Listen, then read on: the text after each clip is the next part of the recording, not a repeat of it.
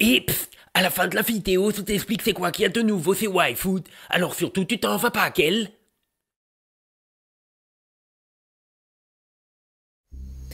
Dans les années 50, et alors que la tension monte entre les blocs Est et Ouest, les États-Unis entreprennent de se prémunir contre les sous-marins soviétiques.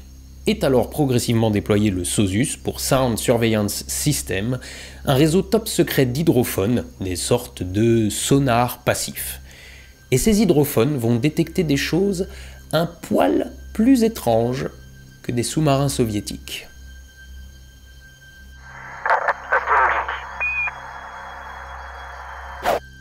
En 1997, dans le cadre d'une étude sur les fonds marins, le réseau d'hydrophones autonomes de l'océan Pacifique détecte un signal étrange.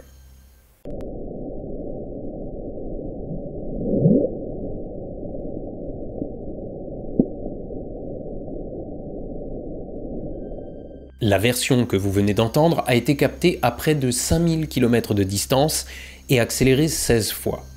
Autrement dit, le son original est un infrason, 16 fois plus lent et grave, et surtout incroyablement puissant. De fait, ce son a été détecté dans tout l'océan Pacifique. Et le profil sonore est, d'après un spécialiste de la NOAA, la National Oceanic and Atmospheric Administration, celui d'un animal. Mais un animal aux proportions à peine envisageables. Nous ne connaissons que quelques pourcents des fonds marins du globe. Est-ce que quelque part là-dessous se tapit un animal géant encore inconnu? Serait-ce le genre de créature à l'origine des mythes des léviathans craints par les marins? Plus étrange, les hydrophones situent l'origine de ce son non loin des coordonnées de la cité engloutie fictive où dort le grand ancien Cthulhu dans les nouvelles de Lovecraft. Non mais cherche pas, ça fait longtemps que ça prend plus. Ouais, mais j'aime bien faire ça. Bon, une petite contextualisation s'impose. Un hydrophone, c'est rien de plus sorcier qu'un microphone censé fonctionner sous l'eau. Évidemment, il en existe des tétrachiers de types différents, plus ou moins sophistiqués ou sensibles, mais l'idée de base, c'est un hydrophone, c'est un micro qui enregistre les sons sous-marins. Si on exclut les subtilités dues à la pression ou la température, sous l'eau, c'est comme dans l'air, le son se propage à vitesse constante. Mais si le son se propage à 344 mètres par seconde dans l'air, il se propage 4 fois plus vite, à 1482 mètres par seconde, dans l'eau. Et surtout, l'eau étant plus dense que l'air, il se propage beaucoup mieux. La première conséquence à ça, c'est qu'un son sous-marin peut être entendu incroyablement plus loin qu'un son aérien. Mais comme sa vitesse de propagation est constante, on peut, comme dans l'air, réaliser une triangulation. Comme son nom l'indique, ce procédé mathématique nécessite 3 microphones, hydrophones, récepteurs radio ou encore sismomètres, bref, 3 récepteurs situés à 3 endroits différents. Si chaque récepteur est coordonné avec les autres et est en mesure de dire quand il a reçu un signal, connaissant la vitesse de propagation de celui-ci, on peut déterminer son point d'origine. Et donc, dans le cas du réseau d'hydrophones américains, leur tâche était de détecter le bruit des hélices des sous-marins. En effet, l'eau est un liquide incompressible et une hélice appuie tellement dessus qu'elle crée des bulles de vide qu'on appelle des bulles de cavitation. Vous voyez ces bulles-là, c'est pas de l'air, c'est du vide. Et ces bulles de vide, en implosant peu de temps après s'être formées, ça fait du bruit. Beaucoup de bruit dans le cas d'un sous-marin militaire. Et le boulot des hydrophones, c'est non seulement de détecter ça, mais en plus de trianguler l'origine du son. Ajoutez-y la détection d'opérations comme les vidanges de ballast ou l'utilisation d'un sonar, et vous avez un réseau espion capable non seulement de suivre des sous-marins dans tout l'océan, mais en plus de dire ce qu'ils sont en train de faire. Mais depuis la fin de la guerre froide, ce type de réseau sert moins à la surveillance militaire qu'à l'étude des fonds marins, sous la supervision de la NOAA, la National Oceanic and Atmospheric Administration, et de multiples réseaux d'hydrophones ont été déployés un peu partout. C'est aussi la NOAA qui étudie les cyclones, par exemple. Et c'est ainsi qu'en 1997, le bloop, c'est le nom qu'on a donné à ce son, a été détecté.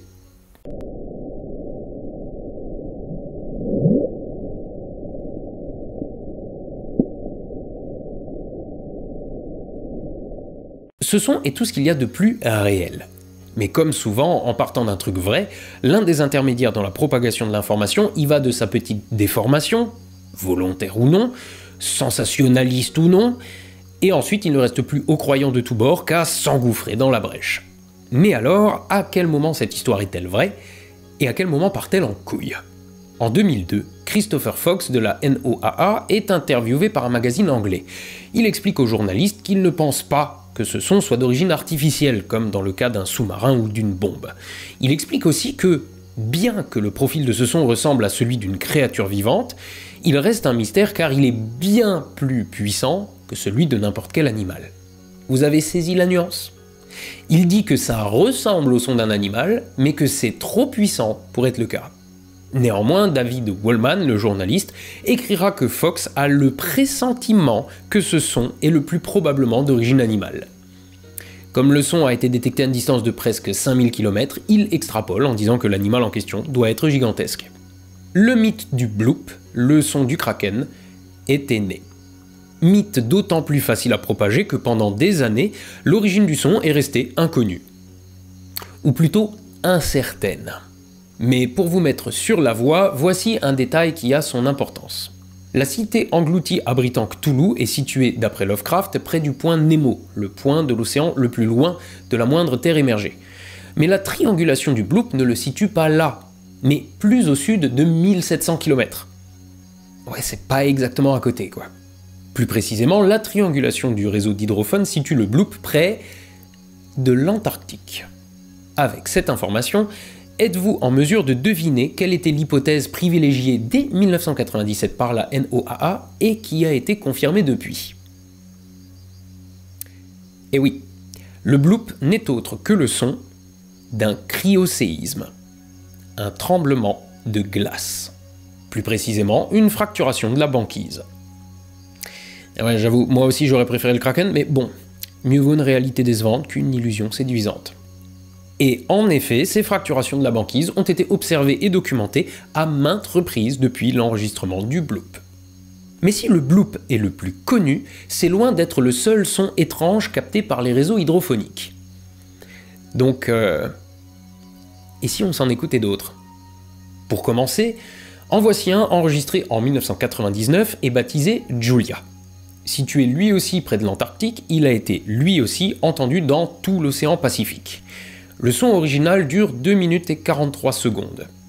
Voici ce que ça donne accéléré 16 fois.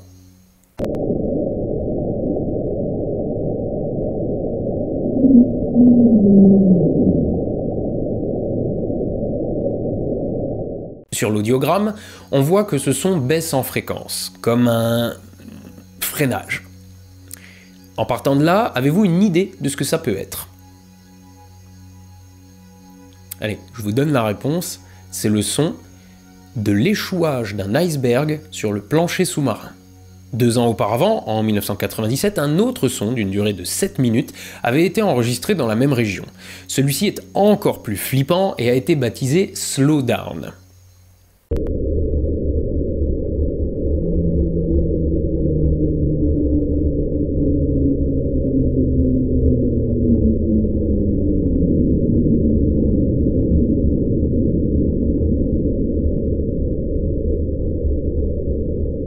Et là encore, il s'agit d'un iceberg frottant le plancher marin en dessous de lui jusqu'à s'arrêter. Ce phénomène a été capté à de multiples reprises depuis. En voici un autre de connu, appelé Train, qui résulte du frottement d'un très gros iceberg ce coup-ci.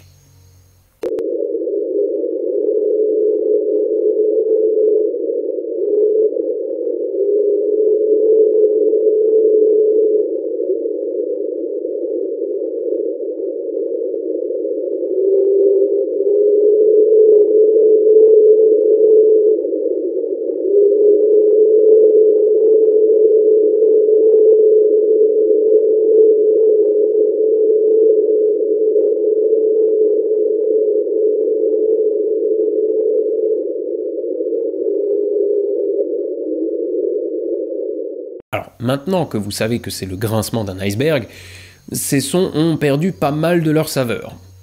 Mais imaginez ce que ça donnerait si je vous les faisais écouter en vous disant sur un ton mystérieux qu'on ignore ce que c'est. Et justement, Ça, c'était les sons d'origine connue. Maintenant, on va passer à ceux pour lesquels on n'a pas d'explication définitive. Voici Whistle, enregistré lui aussi en 1997, près de l'arc Mariana.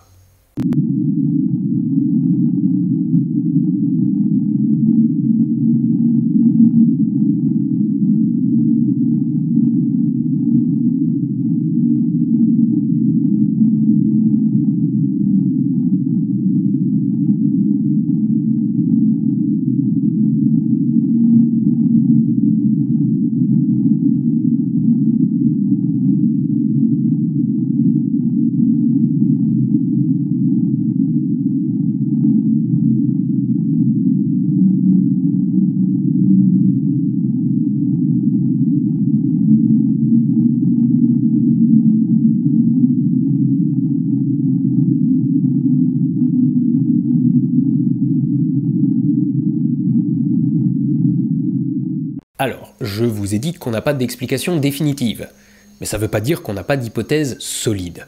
En effet, l'arc Mariana, c'est un arc volcanique du Pacifique. Bon, alors problème, le son vient de cette direction, mais il a été capté par trop peu d'hydrophones pour le trianguler avec précision. Donc, si on ne peut pas dire précisément d'où il vient, on peut néanmoins supposer avec un minimum d'aplomb que ceci est en fait le son d'une éruption volcanique sous-marine. Mais maintenant, voici Upsweep, détecté à partir de 1991.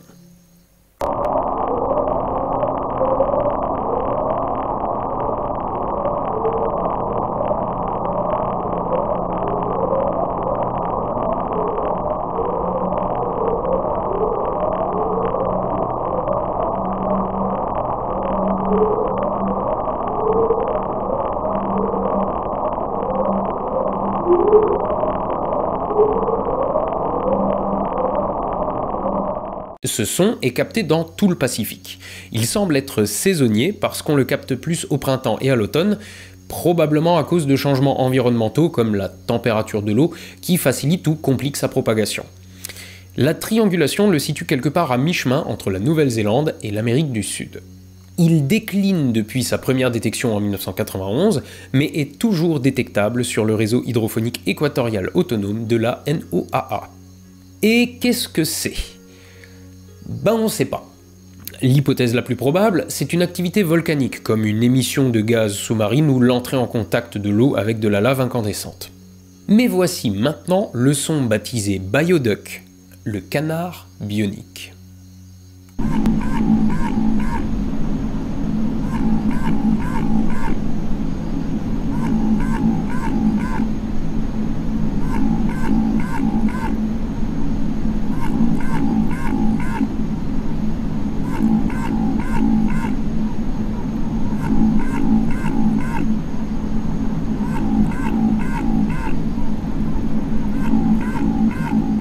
Ce son a été capté un peu partout dans les océans de l'hémisphère sud. Mais pouvez-vous émettre une hypothèse sur son origine? Alors un indice, il n'est pas artificiel. Il s'agit en fait du chant du petit rorqual de l'Antarctique. Une baleine. Parfois, le commun se cache derrière une apparence d'étrangeté. Mais cela ne doit pas nous empêcher de rêver à des découvertes fantastiques. Si on accepte que le fantastique puisse se cacher dans un animal peu connu ou un phénomène naturel difficilement accessible. Car malheureusement, si vous placez votre curseur du fantastique sur des êtres légendaires ou monstrueux, des léviathans ou des extraterrestres, vous risquez d'être partagé entre la désillusion ou la croyance aveugle. Mais si vous placez votre curseur du fantastique sur toutes les merveilles du monde qu'il reste encore à découvrir, ou même celles que l'on connaît mais dont il est néanmoins parfaitement permis de s'émerveiller, alors vous verrez que le monde est trop vaste pour en faire le tour, et que pour y trouver de l'intérêt, il n'y a pas besoin de Cthulhu ou du Kraken. Parfois, un volcan ou une baleine peuvent suffire. Levez les yeux au ciel, soyez astronogeek, et à la revoyure.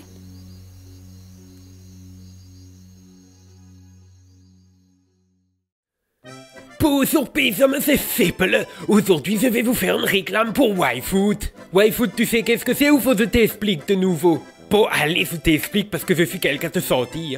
Quand t'as pas le temps de faire un repas qui est équilibré et que t'es obligé de manger un sandwich triangle à 42 000 € ou bien un fast-food avec 2000% tes apports journaliers recommandés en gras et en sel, il vaut mieux que tu manges un Y-food. Et à ce moment-là de la réclame, t'as toujours un knack pour dire qu'il veut pas manger ça et qu'il préfère la haute gastronomie que sa môme elle prépare à la maison. Sauf que Y-food c'est pas fait pour remplacer la ratatouille de ta môme, c'est fait pour remplacer le 6S. 6 en alsacien ça veut dire le caca, donc Y-food ça remplace la pouffe de merde.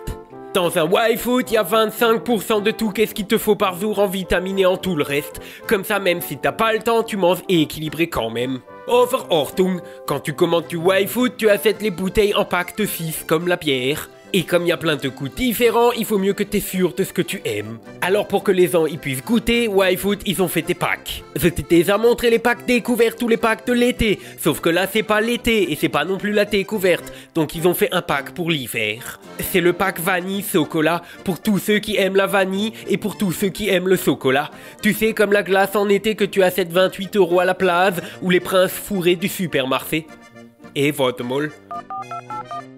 Et tous par sec pose sur ces sépele. Je crois qu'il y a une blague sur les princes fourrés que je pourrais faire dans ma réclame, mais je trouve pas. Sépele, raccroche ce téléphone. C'est fausse. Raccroche, je te dis. Ah bon bah tous par sec, le chef il a dit c'est pas le droit. Donc si tu aimes bien la vanille et le chocolat et que tu veux tes Y-food à la vanille et au chocolat, qu'est-ce que tu dois faire? C'est cliquer sur le lien ou utiliser le code Astrono YouTube et comme ça t'auras 10% de réduction sur ta commande.